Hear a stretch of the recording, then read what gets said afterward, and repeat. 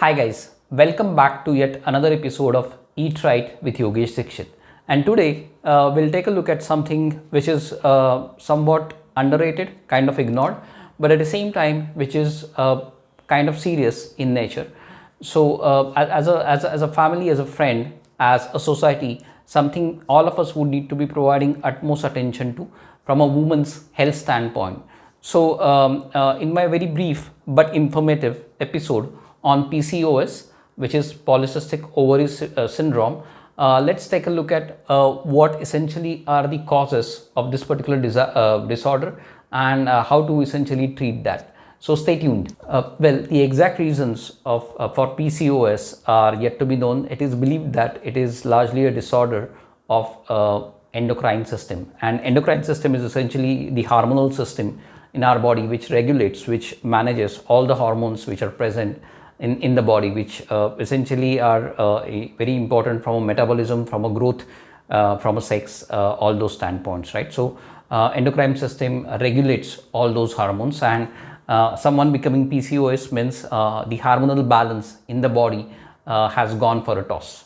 So PCOS is kind of started spreading very widely in the last century, and it wasn't that prevalent till 1920s 1930s, but after that it has been seen that there is a rampant growth, and today it is believed that at least 3 to 25% of the female population is been affected with the condition of PCOS, and the developing countries, typically like India, has a widespread growth in terms of the female becoming PCOS.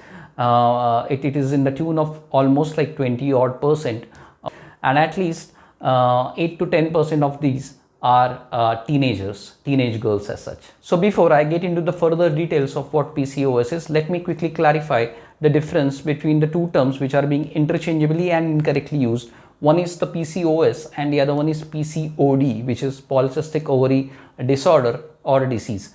When PCOS is somewhat serious and can lead to multiple disorders, PCOD is very common. Almost 30% of the world female population is being considered as infected with PCOD. It is relatively easy to treat as well. There are of course some commonalities between the two. Characteristics or symptoms like, let's say, acne, unwanted hair growth, or male pattern of balding. These are somewhat common between the two as such. But a far more serious aspect is not having a very direct diagnostic criteria as such. There is no single blood test which is available to detect if a person is affected with PCOS or not. Though there are three guidelines. One is essentially if a female is overweight or obese, typically in the central region. The second one is having irregular menstrual cycles. And the third one is having elevated levels of male hormone, that is testosterone.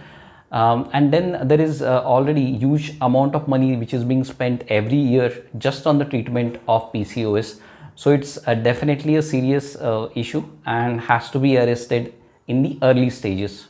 So now we will take a look at the key symptoms and effects of PCOS. We'll divide that into the two age groups. One is the reproductive and the other one is the late 40s for a female.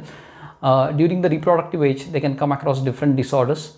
Can start with irregular menstrual cycle or menses, acne, male pattern of balding, and unwanted hair growth, which we already have seen earlier. It can also lead to infertility, multiple issues during the pregnancy, including gestational diabetes and gestational blood pressure as such, and also including fetal concerns. Now we'll take a look at what happens when the same female with PCOS goes into her late 40s. It can lead to anxiety, depression, type 2 diabetes, cardiovascular issues, non-alcoholic fatty liver, sleep apnea, Alzheimer's, all the way up to endometrial cancer as such. While we have taken a look at all these things, what we'll do in the next part is we'll take a look at the key reasons for PCOS and how to cure PCOS as such. Thank you. Stay tuned.